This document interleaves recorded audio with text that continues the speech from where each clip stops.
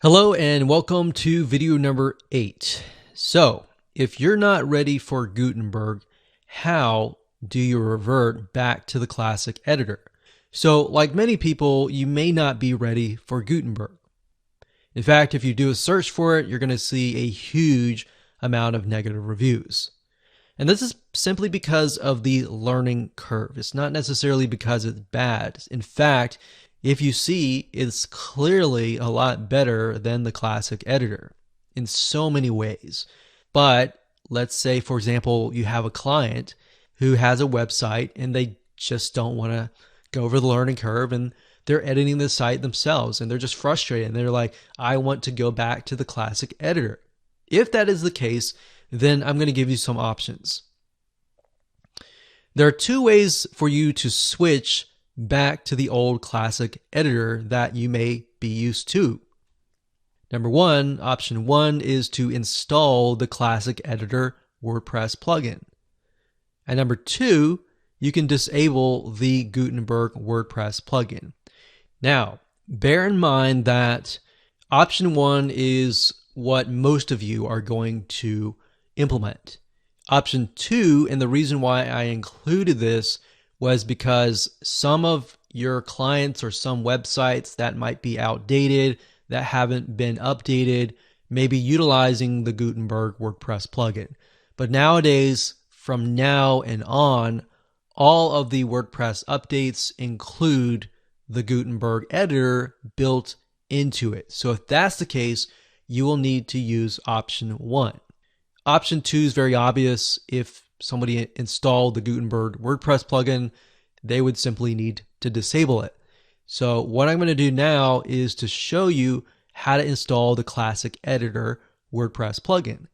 So we're going to hop on over to the website. And to do that, you simply go to plugins, you go to the add new plugin, you go over here, you enter the keyword classic editor. This is the classic editor. As you can see, it enables the previous classic editor and the old style TinyMCE. So you click install now, click activate, and that's it. So now that the old classic editor plugin has been installed, you don't want to go ahead and edit right away just yet. What you need to do is click on settings. So this allows you to customize the editor a little bit. So formatting, you're not going to need to worry about this right here. But by default, it'll convert emoticons like the smiley face and all of that to actual graphics.